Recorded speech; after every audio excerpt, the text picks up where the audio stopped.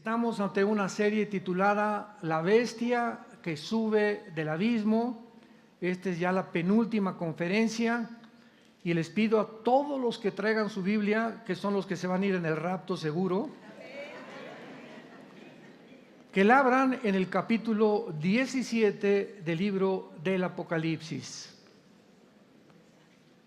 Todas estas conferencias, las personas que no traen su Biblia, es imposible que puedan comprender, seguir, si no están checando, si no están tomando notas, porque tenemos que ser discípulos de Cristo, no solamente creyentes. En Juan 8, 31 y 32, Jesús les dijo a los que ya habían creído en Él, a los que ya habían creído en Él: si ustedes me siguen, serán mis discípulos y conocerán la verdad, y la verdad les hará libres. Entonces, no todos los cristianos son discípulos, son cristianos, pero discípulo es el que sigue a Jesús. La palabra matetus en el griego, que significa el que sigue a un maestro. Entonces, si solamente el domingo tú sigues a Jesús oyendo las conferencias, y lunes, martes y miércoles no traes tu Biblia, no tienes apuntado ahí palabras en el original, en griego, libretas con estudios, no eres un discípulo y siempre vas a vivir bajo una cárcel de ignorancia porque no has conocido la verdad. No basta tener la salvación, necesitamos conocer la verdad de todo. La verdad de lo que es el matrimonio, cómo se trata a los hijos, la verdad de la política, la verdad de todo. Y eso solamente el Espíritu Santo nos los puede dar y se los da a los que son discípulos. Y ya nos vamos, el mundo ya llegó a un punto donde adiós Toluca, adiós mundo cruel, ya nunca te veré, como dice la canción. Aquí en el capítulo 17 del Apocalipsis, donde se describe un sistema religioso que va a absorber a todas las religiones, como actualmente ya estamos viendo su desarrollo, su desenvolvimiento, precisamente en la zona de Babilonia. Babilonia en la Biblia comienza desde el capítulo 8, 10 del Génesis, y ahí tenemos el primer rebelde que levantó la torre de Babel, Nimrod. Y hemos visto ya que desde Babilonia hasta nuestros días siempre ha sido el proyecto satánico, porque detrás de los gobernantes, detrás de los líderes, a través de toda la historia de los imperios, detrás de Aníbal, de Alejandro el Magno, de Napoleón Bonaparte, de Saddam Hussein, de Calígula, de Gengis Khan, de José Stalin, de Lenin, el líder que tú me quieras mencionar, siempre hay influencias detrás de estos líderes que han llevado a la humanidad a un caos, a un derramamiento de sangre, a crueldad insospechada, inusitada, porque es como la Biblia nos muestra que opera el mundo. Y cuando nosotros vivimos un mundo donde no sabemos qué está pasando, ¿quién será el culpable como ahorita en Israel? Algo nos están diciendo, Estados Unidos porque quiere la guerra, Irán porque quiere impedir que se una con Arabia Saudita, o tal vez porque quieren desviar la atención de Ucrania para que China invada Taiwán y para que Corea del Norte bombardee Corea del Sur. O sea, hay muchas especulaciones detrás de lo que pasa en el mundo. Pero cuando venimos a la Biblia, Dios le ha placido que nosotros no estemos en tinieblas. Eso es lo más maravilloso. No somos hijos de las tinieblas, somos hijos de la luz. Y Dios quiere que tú abras los ojos y que comprendas que lo que está pasando en el mundo tiene una razón de ser. Hay una ley física que dice todo efecto tiene una causa. No hay absolutamente nada que esté pasando en el mundo que digas es coincidencia o fue accidental. No, no y no. Forma parte de una pieza del rompecabezas que va a llevar al mundo a su final, tal como la Biblia lo escribió, lo profetizó, lo anticipó hace más de 2500 años. Así que en este libro se describe todo esto, pero en el versículo 8 y 9 del capítulo 17 del Apocalipsis. Estos versículos nos interesan mucho para esta conferencia. Véanla, óiganlas por favor. Hemos dado tanta información como no se imaginan acerca de la Biblia, de lo que está pasando, pero principalmente de la persona del anticristo, que es la bestia que sube del abismo en Apocalipsis 11, versículo 7. Pero vean ustedes que esto es lo más importante de toda esta conferencia. La bestia, o sea, la Biblia nos da la interpretación de todos los símbolos que existen. La bestia que has visto, se le dice al apóstol Juan, era, o sea, cuando Juan escribe el Apocalipsis, esta bestia, que los que ya han seguido la serie, es un principado satánico, porque el anticristo no es la bestia. La bestia es un principado que surge del abismo, y en el abismo no hay seres humanos. El abismo es la prisión de los demonios y de los principados satánicos. Y el infierno es la prisión de las almas humanas que están esperando resucitar para presentarse al juicio final del gran trono blanco, Apocalipsis 20, 11 al 15. Apúntalo, por lo menos. Entonces, cuando hablamos nosotros del abismo, sabemos que dice que saldrá del abismo la bestia que va a entrar a la persona del anticristo, que es un principado satánico, porque la Biblia nos explica en Efesios 6:12 que hay autoridades espirituales, principados, gobernadores de las tinieblas y huestes espirituales de maldad. Entonces, Lucifer es el jefe de jefes, el comandante en jefe. Debajo de Lucifer están todos los príncipes, y todos estos príncipes tienen a su cargo comisionados cada nación del mundo entero. Todo esto ya lo vimos en las conferencias pasadas. Entonces, cada principado en los imperios asirio, egipcio, babilonio, los medos persas, los griegos, los romanos, en cada imperio del pasado ha habido un principado, de acuerdo lo vimos a Daniel capítulo 10, que se encarga de influir en estos gobernantes, en estos zares, dictadores, como les querramos llamar, reyes, etcétera, etcétera. Entonces, cuando Juan escribe el Apocalipsis, se le explica quién es la bestia que sube del abismo, que está en Apocalipsis 11, versículo 7. Era, o sea, no existía en el tiempo de Juan. Me voy a ir un despacio para que entiendan. En otras palabras, en los tiempos de Juan, hace 2000 años, este principado satánico había ocupado una posición, un rango de autoridad, tal vez en los imperios anteriores al romano.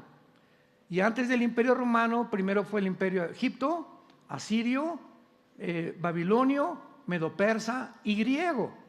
Al griego le siguió el imperio romano. Entonces, la bestia o el principado que va a entrar a la persona del anticristo y le va a dotar de poderes sobrenaturales, de inteligencia diabólica, de milagros, etcétera, etcétera, va a ser un principado que en los primeros 5 imperios ocupó la posición de supremacía de alguno de estos imperios. ¿Cuál será? Lo vamos a ver, porque hasta estos momentos todavía no he revelado de qué imperio la bestia va a surgir. Y esto es clarísimo en la Biblia, como lo vamos a ver. Entonces le dice el ángel, la bestia era, o sea, en tiempos de Juan, no estaba existiendo en el mundo. Estaba en el abismo, encerrado. ¿Me van siguiendo? Y no es, en el tiempo de Juan no estaba operando este principado satánico. Y está para subir del abismo. O sea, esto ya es futuro, e ir a perdición. Y los moradores de la tierra, cuyos nombres no están escritos desde la fundación del mundo en el libro de la vida, se asombrarán viendo la bestia que era y no es y será. Muy bien. Entonces, no cabe duda que la bestia que sube del abismo representa un principado satánico sobrenatural y no un espíritu humano. El anticristo será la mezcla de lo espiritual sobrenatural con lo humano. El anticristo será una persona como tú y como yo, no es una computadora como se ha especulado. Otros decían que era las Naciones Unidas o que era etcétera, etcétera. No puede ser más que un ser humano, porque en el capítulo 20 del Apocalipsis se menciona que va a ser echado en el lago de fuego con el falso profeta y con Satanás. Entonces el anticristo tiene que ser un ser humano, porque no metes a una computadora, ¿verdad?, ni a una inteligencia artificial al lago de fuego. Entonces todo esto comienza a desenmarañarnos, todas las especulaciones que hemos oído con la inteligencia artificial, que va a ser un robot, etcétera, etcétera, puras barbaridades, porque la imaginación del ser humano pues es muy grande. Como dijo Jesucristo, remontémonos a la palabra de Dios. Entonces el anticristo va a ser una mezcla de un principado satánico, y el anticristo va a nacer como todos nosotros y tal vez a los 30 años de edad, porque va a imitar todo lo que hizo Cristo, y el falso profeta todo lo que hizo el Espíritu Santo. Es la Trinidad diabólica: Satanás, el anticristo y el falso profeta. La Trinidad diabólica. Él todo lo imita, todo lo pervierte, todo lo echa a perder. Este espíritu sobrenatural del principado satánico, encarnado en el anticristo, actuará como un gobernante satánico bajo la influencia de Satanás, dominando al anticristo, dotándole de poderes que no son del anticristo, energetizándole como rey sobre el octavo y final imperio de los últimos tiempos. Aquí voy a tener otra vez que explicar esto. En Apocalipsis 17, versículo 9, el Espíritu Santo continúa explicando el misterio de las 7 cabezas de la bestia y de los 10 cuernos. Y dice así: esto para la mente que tenga sabiduría. Las 7 cabezas son 7 montes sobre los cuales se sienta la mujer, y son 7 reyes. Pongan atención: egipcio, asirio, imperios, babilonio, medo-persa, griego y romano.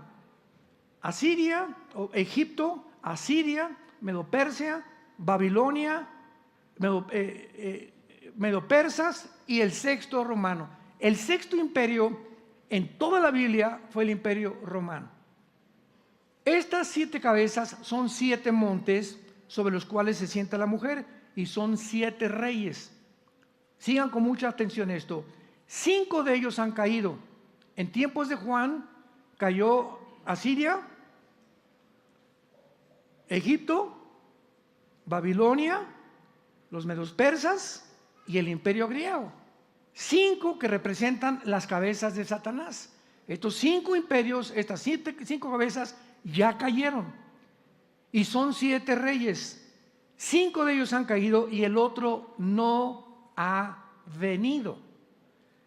El que sigue, ¿verdad? El que sigue es el séptimo gobierno, que está a punto de conformarse política, económica y militarmente en el mundo, que se llama el gobierno del anticristo, que estará formado por los 10 cuernos.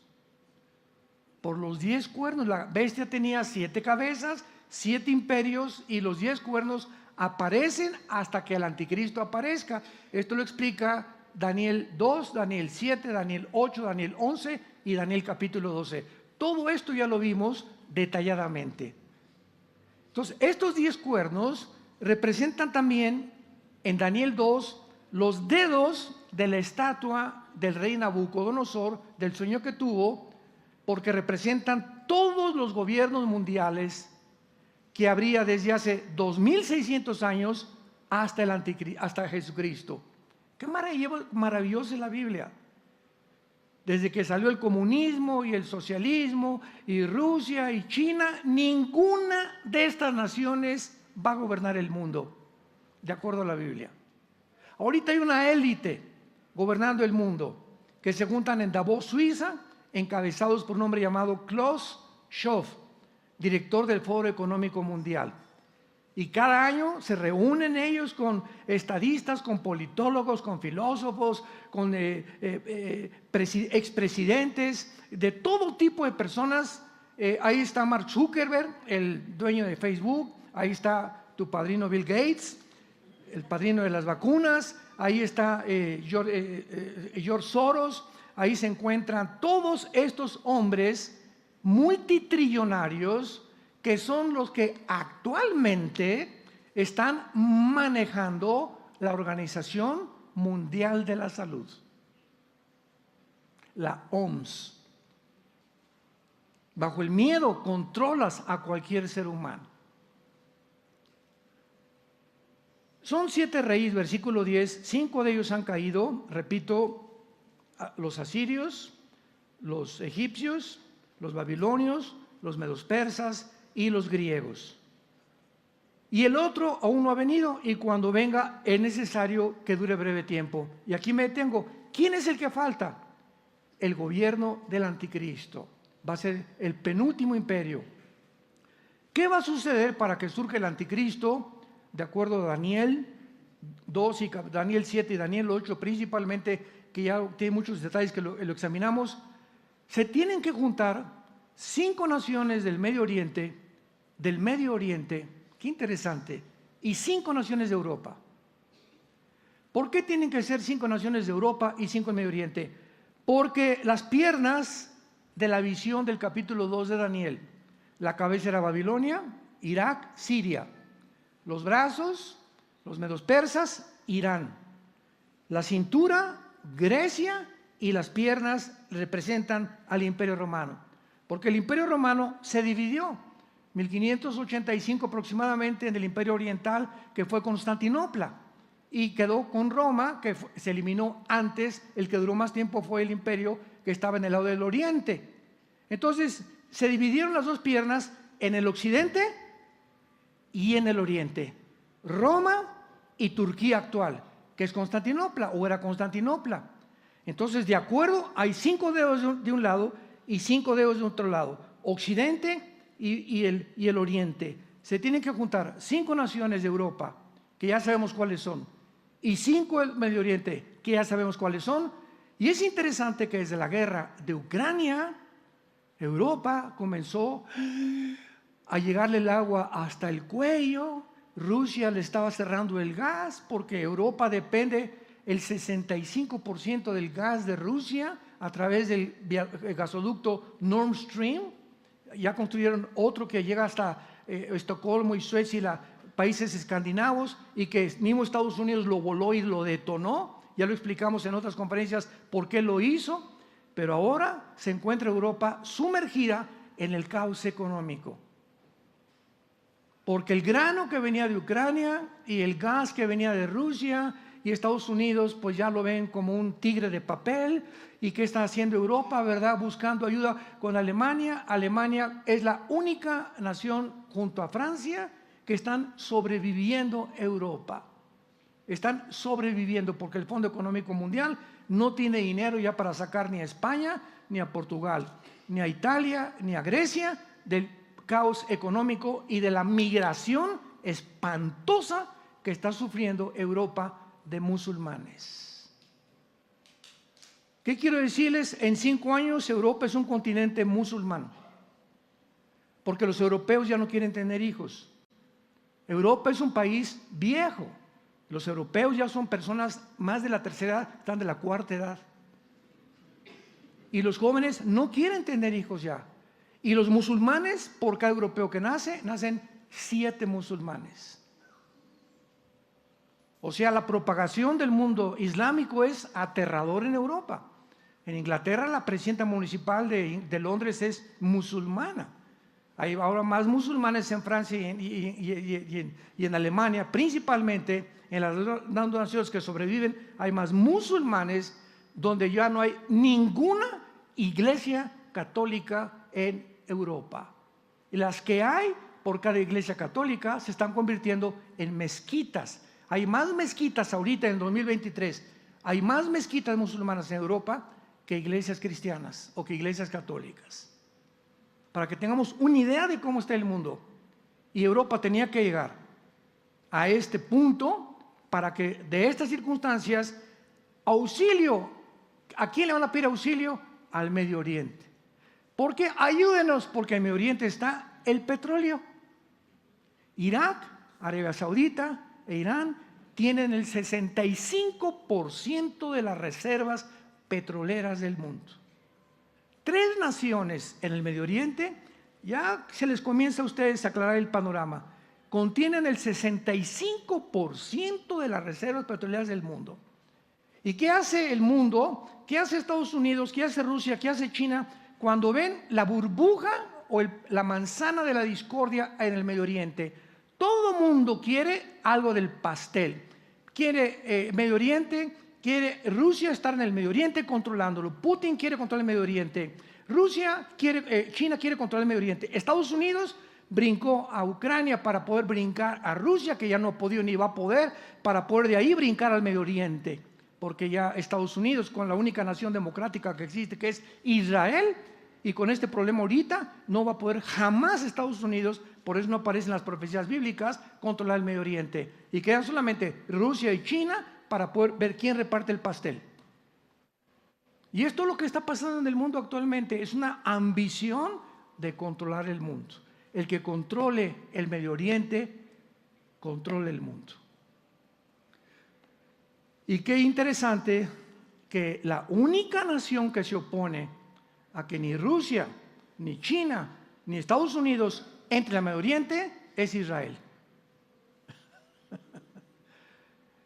Es la única nación que está impidiendo que la agencia global y los globalistas controlen el Medio Oriente. Mientras Israel esté ahí, ninguna nación controlará el Medio Oriente. No lo van a permitir.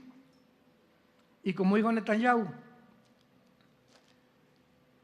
si somos amenazados a un grado tal en la que realmente nos manden una bomba nuclear a Israel, cosa que no va a pasar bíblicamente, porque cuando venga Cristo va a poner sus pies en el Monte de los Olivos.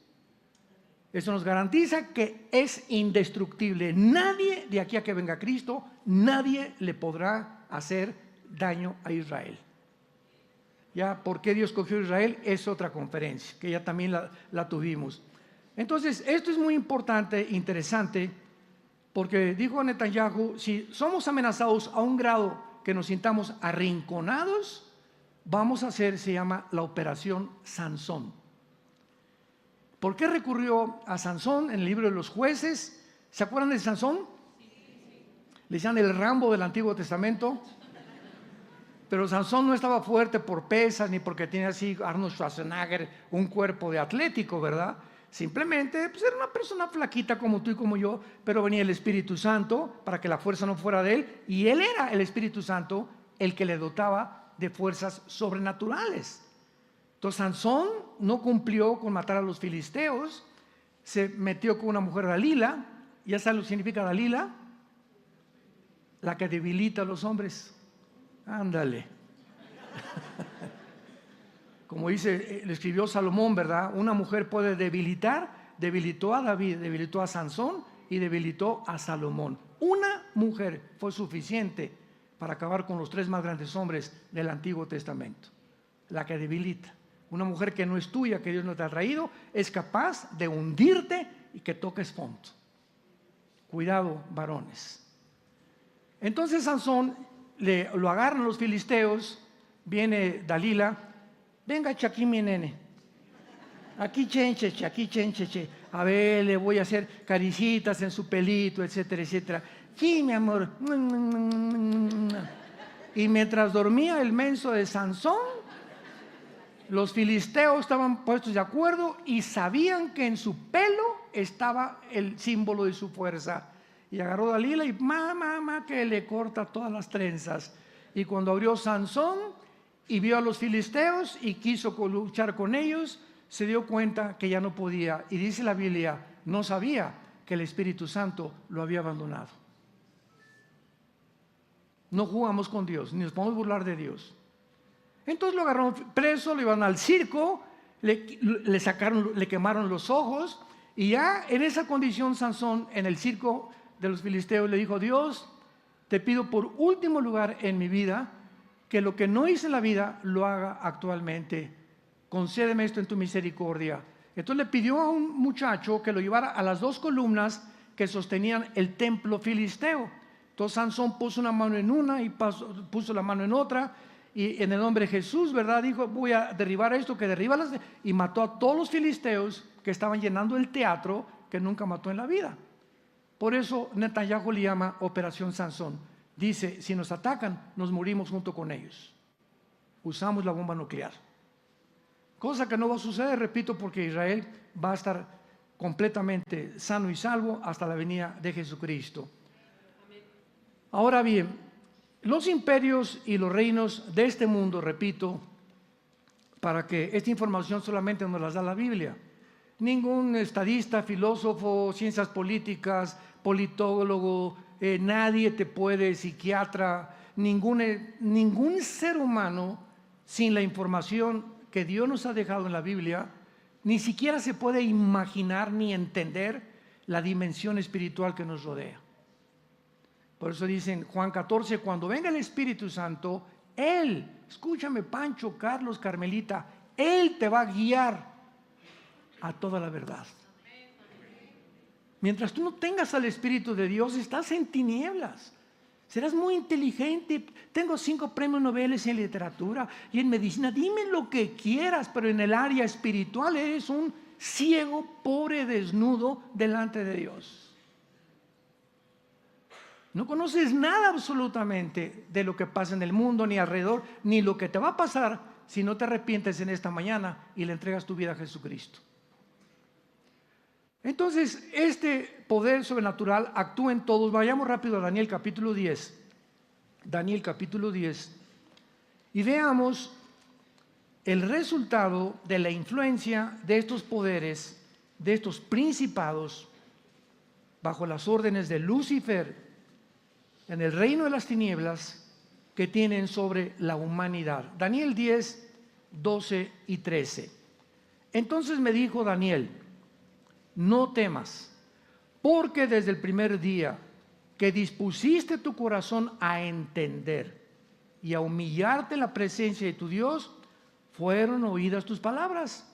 Y a causa de tus palabras yo he venido. ¿A quién le está hablando Daniel? El ángel Gabriel. ¿Quién es el ángel Gabriel? 600 años después de Daniel, fue el ángel que se le apareció a la Virgen María. En Lucas y Mateo. Y fue el que le dijo a María: María, no temas, te vas a embarazar, pero no va a ser José. No tengas miedo. Se le apareció a José. José, tu esposa, le va a comenzar a crecer la pancita. Pero no temas, no creas que cometió adulterio, porque el santo ser que va a ser engendrado dentro de María, le dijo, será engendrado por el Espíritu de Dios. Pero como el Mesías tenía que nacer de género masculino y los hombres tenemos el cromosoma Y que no tienen las mujeres, entonces Dios fertilizó el óvulo de María implantando el cromosoma Y para que el Mesías naciera del género masculino, Jesucristo. Y no le pusieron José y María nombre, no, fue Dios el que dijo: se llamará Yeshua, Jesús, porque salvará al pueblo de sus pecados. ¿Qué significa? El Salvador. Entonces ese mismo ángel es el que está aquí 600 años antes con Daniel. Y en el versículo 13 le dice y le explica a Daniel: el príncipe del reino de Persia. No está hablando de un príncipe terrenal, pongan atención. Se me opuso durante 21 días. Imagínense un príncipe terrenal oponiéndose a un ángel. No, había una guerra cósmica en el cielo que Dios había mandado para traerle la respuesta a Daniel, pero este principado satánico se atravesó y trató de impedir que el mensaje de Dios llegara a Daniel. Y entonces Gabriel le explica este conflicto espiritual a Daniel. Se me opuso durante 21 días, pero aquí Miguel. ¿Quién es Miguel? El arcángel más grande de los billones de ángeles que tiene Dios en el universo. Es el arcángel que además tiene como comisión cuidar a la nación de Israel. Es el arcángel encargado de cuidar a la nación de Israel. Mientras los gobernantes de Israel, ¿verdad?, se sometan al Señor. Mientras esté en Netanyahu, hay probabilidades porque él cree en la Biblia y cree en el cristianismo. Y esta es la guerra que ha venido contra él. Las reformas judiciales lo dieron hace 1 o 2 semanas contra Netanyahu, más de 100,000 personas juntándose, o sea, y que aquí está el mundo de los palestinos y Hezbollah y los grupos terroristas. Míralos cómo se destruyen, quieren derribar a Netanyahu, maten a Netanyahu, sáquenlo aquí. ¿Quién creen ustedes que estaba alborotando el gallinero? ¿Quién estaba detrás de todas esas miles de personas abajo de Netanyahu? Pues claro que Lucifer.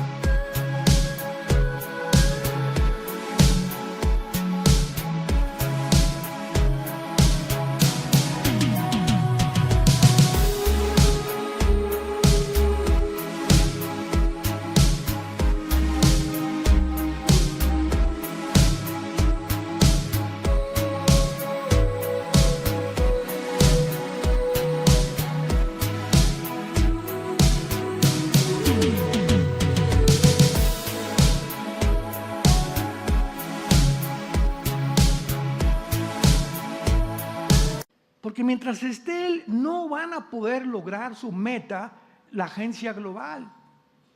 Y además no pueden, porque mientras esté él, tampoco van a permitir que se hagan 2 estados dentro de Israel, el estado palestino y el estado de Israel. Entonces, por todas las cosas del mundo, van a tratar de sacar a Netanyahu. Y si lo sacan, que así va a ser, se viene sobre Israel el mundo.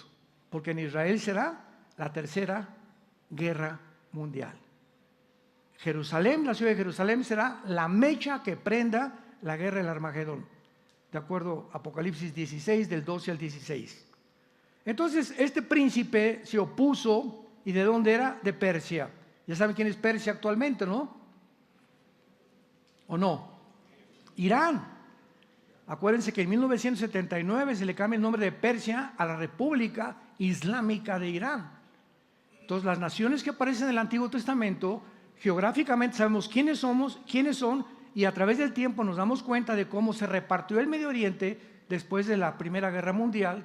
Y cuando acabó la Segunda Guerra Mundial, los ingleses tuvieron que salir, sacaron primero al Imperio Otomano Turco y después los franceses, y el Medio Oriente, tal como se encuentra ahorita, Jordania, Cisjordania, el Líbano, Egipto, Siria, etcétera, etcétera, fue repartido por Francia y por Inglaterra y las Naciones Unidas.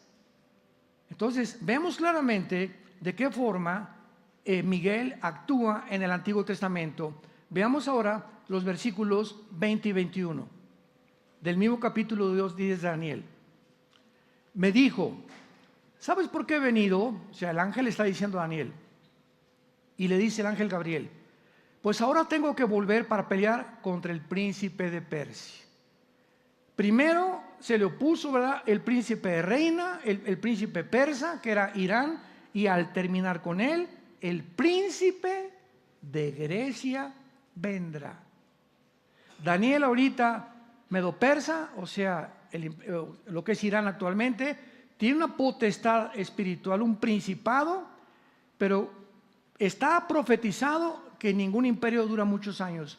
Cuando termine el imperio medo-persa, y esto lo comprueba y lo corrobora la historia secular, viene el imperio griego, tal como sucedió en la historia. Señores historiadores que nos visitan, La Biblia es la historia escrita por Dios en adelantado, demostrando que solamente la inspiración puede ser de Dios. Dios escribe toda la historia desde el Adán hasta el Apocalipsis, tal como va a suceder. Dichosos los que escudriñan las Escrituras. Tendrá una paz que sobrepasa el entendimiento. Vendrá el príncipe de Grecia y entonces te declararé lo que está escrito en el libro de la verdad. Y ninguno me ayuda contra ellos, sino Miguel, vuestro príncipe, o sea, el príncipe de ustedes, de los judíos. Esto es muy importante porque cuando comenzamos a comprender cómo funciona el mundo, quién está detrás del mundo, comenzamos a entender cosas que no entendíamos anteriormente. ¿Qué dice Efesios 6:12 en el Nuevo Testamento? Se los dan de memoria a todos los cristianos, Efesios 6:12.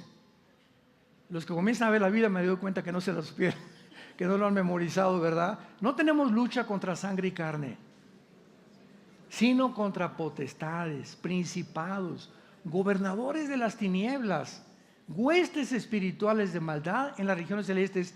Por favor, cristiano, dice el Espíritu Santo, recuerda, dice Pablo, les voy a revelar algo. Nuestra lucha no es contra tu suegra, ni contra los comunistas, ni contra los palestinos, ni contra estos. Todo lo que pasa acá, no confundas. Aquí abajo no son los enemigos, son los que se encuentran detrás de esas personas. No es tu suegra la que te quiere matar. No es el comunismo la ideología que quiere acabar con el mundo. ¿Quién está detrás de esas ideologías? Detrás de personas, detrás de movimientos, detrás de sociedades secretas. ¿Quiénes se encuentran de ellos? Huestes espirituales, entidades espirituales que manejan a esas personas para hacernos daño o para hacerte a ti daño personalmente. No es tu vecino que a las 12 de la noche tengas una reunión de oración y ahí está la música, pero a todo lo que da, ¿verdad? Y llegas tú, ¡ay, te voy a dar balazos! No, en ese momento ya sabes que no es la lucha contra él. Mi amor, vamos a orar, vamos a meternos al cuarto. Padre, en nombre de Cristo Jesús, reprendemos todos los demonios que están causando a don Pancho, mi vecino, para quitarnos la paz. Saben que estamos orando en el nombre de Jesús y se van. Y se acaba la música. Cuando comienzas a operar y crees, ¿de veras crees la Biblia? ¿Y por qué no actúas de esta manera? ¿Por qué vas y le golpeas la puerta? ¿O por qué te quieres vengar de las personas? Tus enemigos, ora por ellos. Y cuando tú oras por ellos, ascuas de fuego amontonas. Cuando Dios ve que tú perdonas a alguien que te ha hecho daño y le dices, Señor, yo quiero vivir libre, porque mientras no perdones, ahí traes a Juanito, que a lo mejor te violó cuando eras niña, y a donde quiera que vas, ahí viene Juanito, hace 15 años traes a Juanito por acá en tu corazón, y feo, y él me hizo daño, etcétera, etcétera, y te ha amargado la vida, te ha impedido proyectarte, tu pasado te impide tu presente, y tu presente te impide proyectarte hacia el futuro. ¿Por qué? Por el rencor. Una persona rencorosa es una persona envenenada. Hebreos capítulo 12, versículos 12 y 13. Cuidado de la amargura, porque dejas de alcanzar la gracia de Dios, pero tú perdonas y en ese momento Dios actúa, porque sin fe, cuando Dios ve que hace lo que Él te dice y que crees que el mundo espiritual se gana a través de la oración, entonces Dios le permite actuar a tu favor.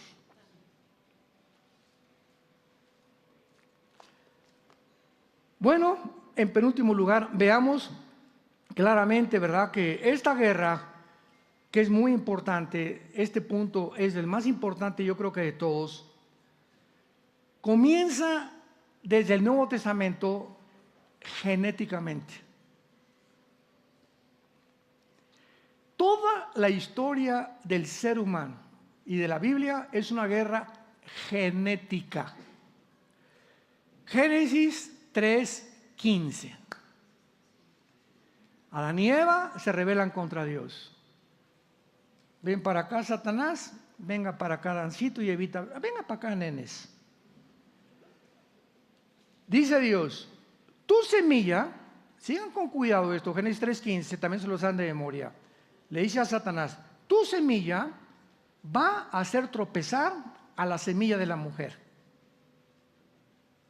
Y tu semilla, le dice a Eva, va a herir en la cabeza a la semilla de Satanás. Lo interesante de esto es que la palabra semilla en el hebreo es la palabra, apúntalo, sera, con Z, tal como suena, sera. Y se tradujo descendencia, linaje o muchas veces genealogías. Vamos a ver. Satanás, ven para acá. Tu esperma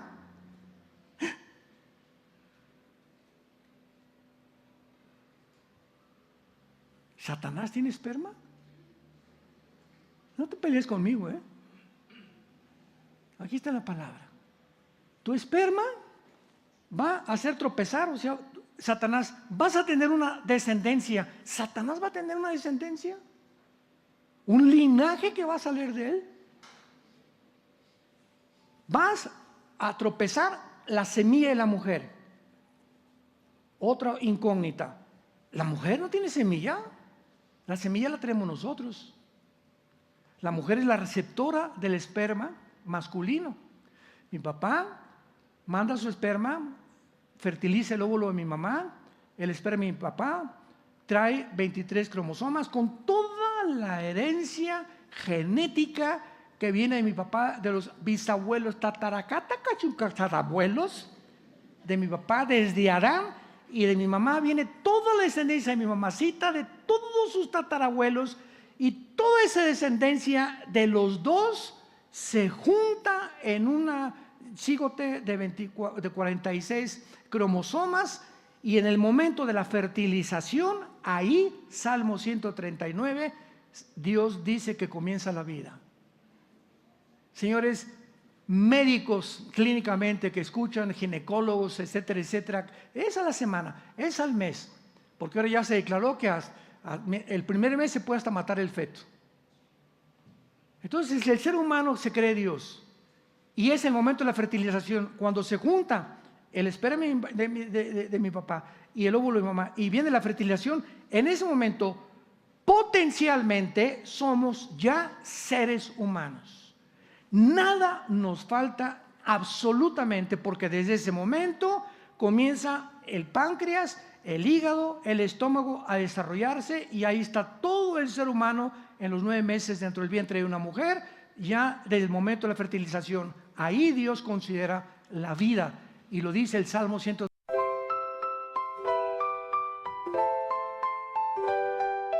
Lakefront breeze whispers your name. City lights dancing in neon flame. Heartbeats quick in a sweet refrain. Your laugh cuts through the summer rain. Electric dreams in your eyes so bright. Bassist grooves with all his might. Holding hands beneath the Willis Towers light. This windy city feels just right. The Navy Pier Ferris wheel spins above as the music takes control, whispers of love. Oh darling, this magic won't fade.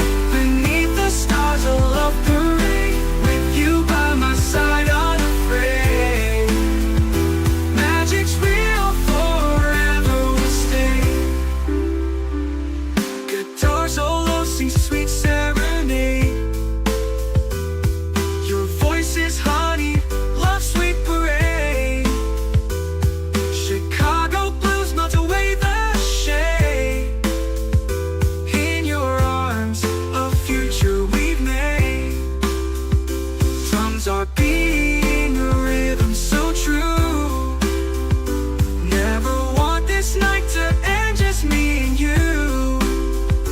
80s synth keeps the feeling new. Chicago magic forever will pursue. Oh darling, this magic won't fade. Beneath the stars a love parade. With you by my side unafraid.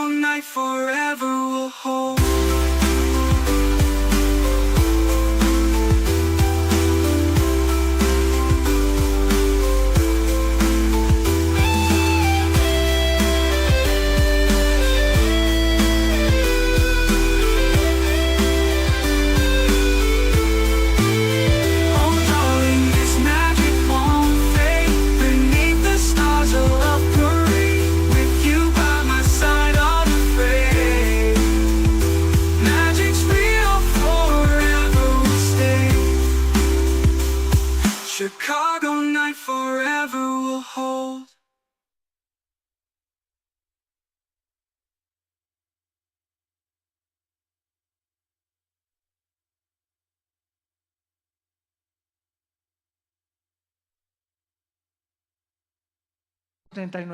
Mi embrión vieron tus ojos, escribe el rey David, hace 3000 años. Señores médicos que nos acompañan. Entonces, si la mujer no es la que trae la semilla, ¿qué quiso decir Dios? Oh, te equivocaste. Moisés escribió el Génesis. Oye, Moisés, ¿estás seguro que escribiste bien Génesis 3:15? Sí, estoy seguro. Porque los pensamientos de Dios no son vuestros pensamientos. Entonces, queda la duda. Si la mujer no es la que trae la semilla, ¿por qué Dios dice eso? Pasan aproximadamente 2000 años o 3000 años y viene otra revelación a Isaías. Dejan en expectativa a Dios al mundo, porque ni siquiera se preguntaban por qué no conocían la genética. Y a Isaías le dice el Espíritu Santo, una virgen concebirá. Todavía se hace más difícil la revelación. ¿Cómo que una virgen? Primero, que tiene la mujer la semilla. Y ahora que una virgen, espérame tantito, si es virgen, ¿cómo puede parir? Esto ya no es virgen. Pero la Biblia dice, una virgen es la que va a parir al Mesías. Y cuando ya viene, 4000 años después, el ángel Gabriel y le dice a María, tu semilla no la pone José ni nadie. O sea, se profetizó desde Génesis 3:15 que el nacimiento del Mesías sería milagroso. Entraría al mundo sobrenaturalmente. No como tú y yo venimos al mundo por la semilla de papá y la semilla y el óvulo de mamá.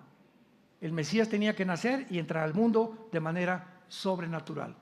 Esto es maravilloso porque hasta 1954 se descubre el ADN. Hasta el siglo pasado. Y hasta entonces entendemos por qué José, Virgen del Socorro, no tuvo relaciones con María. ¿Qué acaso el pecado del sexo? No, no es que haya sido pecado el sexo, es que a través de los genes traemos hereditariamente el pecado.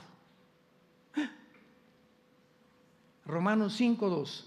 El pecado entró al mundo por un hombre y vino la muerte, por cuanto la muerte pasó. O sea, Pablo hace 2000 años está diciendo que algo se transmitía a través de toda la humanidad, sin saber de microscopios, ni de genética, ni de biología, ni de nada, que algo se transmitía de generación en generación, y así como heredamos el lunar de mi mamá, que está por acá, los ojos azules de mi papá, el carácter de mi abuela, etcétera, etcétera, heredamos características físicas desde hace quién sabe cuántos años. También heredamos características mentales y del alma. Es tan berrinchudo como su abuela. Y mira nomás los dientes que tiene dinosaurio igual que su tío. Y así como la ciencia demuestra que somos el producto de herencias, la Biblia es el único libro, damas y caballeros, que nos revela que también heredamos una enfermedad espiritual. William Shakespeare le llamó el defecto trágico. Sigmund Freud, el problema está en la mente. Carlos Marx, no, es lucha de clases. Si el proletariado derriba a la burguesía, las sociedades van a vivir más equitativamente y de una forma va a haber más paz. Y siempre el ser humano ha buscado, ¿qué es el problema del ser humano? ¿Cómo es posible que estos palestinos hayan agarrado a niños y los hayan masacrado? Ya saben que los tienen en jaulas a niños de 3, 4 años, como si fueran animales. Entraban a las camionetas y les abrieron el vientre a las mujeres, sacándoles el bebé y tomando videos de ellos que ya hasta los están censurando. ¿Por qué tanta crueldad? ¿Por qué los nazis hicieron eso con los campos de concentración? ¿Por qué Saddam Hussein, los hijos de Saddam Hussein, Uday y Vavai, entraban a las fiestas y agarraban a las niñas de 13, 14 años de edad, las violaban y después iban y mataban a la familia, los hijos de Saddam Hussein en Irak? ¿Por qué esa crueldad? O sea, ¿cómo puede llegar el hombre a una maldad tan grande? No te asustes, las Naciones Unidas están próximas a legalizar la pedofilia. El ser humano no es tan bueno como nos imaginábamos que éramos, ¿verdad? Y ante todas estas cosas que están sucediendo, echa abajo de que el hombre es más bueno que malo y que el hombre, ¿verdad? La maldad no existe. Y cuando abordamos la experiencia que nos rodea, nos damos cuenta, el ser humano tiene un problema gravísimo que se llama pecado. Y el único antídoto y la única medicina, de acuerdo a la Biblia, para la condición en la que tú naciste y en la que yo nací, es la sangre de Jesucristo. Qué interesante que la sangre signifique la vida y que ahora los médicos descubran que la salud de un cuerpo y la vida de un cuerpo se encuentra en la sangre, porque este líquido que circula desde la punta de los pies hasta la punta de mi cabeza, mientras yo como, bebo, transmite todas las vitaminas, minerales, todo esta es la sangre. Va a citarse un examen de sangre y a todas las enfermedades se pueden revelar en una biometría hemática en cualquier laboratorio. Qué interesante. Y cuando decimos la sangre de Cristo, estamos hablando de la vida de Cristo. Y la vida de Cristo es Cristo mismo quien quiere entrar a tu vida. Quiere entrar a tu vida. Quiere salvarte, quiere regenerarte, quiere darte un camino de nuevo, quiere despejarte las telarañas con las que nacimos y la maldad que está arraigada en lo más profundo de nuestro corazón. ¿No quisieras tú en esta tarde invitar a Jesús a tu vida? Inclinemos la cabeza. Señor, nuestro Padre y nuestro Dios, tu misericordia y tu paz sea con nosotros en esta mañana. Bendito sea el Dios y Padre de Jesucristo nuestro Señor, que nos ha hecho renacer para una esperanza viva por medio de la resurrección de Jesucristo de entre los muertos, para una herencia inmarcesible reservada para nosotros en los cielos, que somos guardados por el poder de Dios mediante la fe. Tal vez tengamos que pasar muchas pruebas donde nuestra fe se va a ir purificando, porque es más preciosa que el oro, en algo agradable ante los ojos de aquel que sin verlo nos gozamos con gloria inefable en la persona de Jesucristo, que fue muerto, enterrado y crucificado y resucitado a los 3 días, en quien está nuestra esperanza, y Él es la única, no hay otra, Él es la única esperanza para la humanidad, en los que han puesto su fe en ese amor del Padre demostrado en la cruz, al no perdonar a su Hijo y entregarlo por nuestros pecados. Él que no conoció pecado, por nosotros se hizo pecado, y hemos hecho nosotros la justicia de Dios en Él. Dios muestra su amor para con nosotros en que, siendo pecadores, Cristo paga en nuestro lugar. Él fue despreciado y desechado entre los hombres, varón de dolores, experimentado en quebranto. Como que escondimos el rostro de Él, fue menospreciado y no le estimamos. Mas Él llevó nuestros dolores, nuestras enfermedades. Él sufrió lo que teníamos nosotros que sufrir y pagar, porque de tal manera ha amado Dios al mundo, que nos dio a su Hijo unigénito, para que cualquiera que en Él crea no se pierda, mas tenga la vida eterna. Porque la paga del pecado es la muerte, mas el regalo de Dios es vida eterna en Cristo Jesús. En esta mañana abre tu corazón, ahí desde donde tú te encuentras. Ustedes, los que nos ven a través de los medios masivos, las redes sociales, de la televisión, estás a lo mejor en la cárcel viendo este programa, en una sala de un dentista, de un médico, en tu casa. Cierra tus ojos y dile: Señor mío y Dios mío, ten misericordia de mi pecador.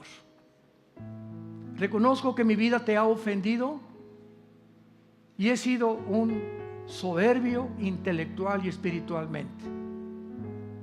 La soberbia me ha coronado creyendo que en este mundo podía encontrar la respuesta al problema de pecado que tengo.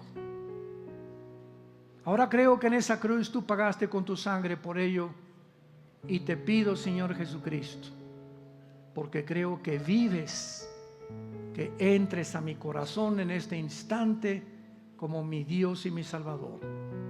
Gracias por darme la vida eterna, y porque el día de mi muerte moriré en paz, sabiendo que vendrás a recogerme con tus ángeles para llevarme a la presencia de tu Padre por toda la eternidad. Amén. ¿Qué libro, verdad?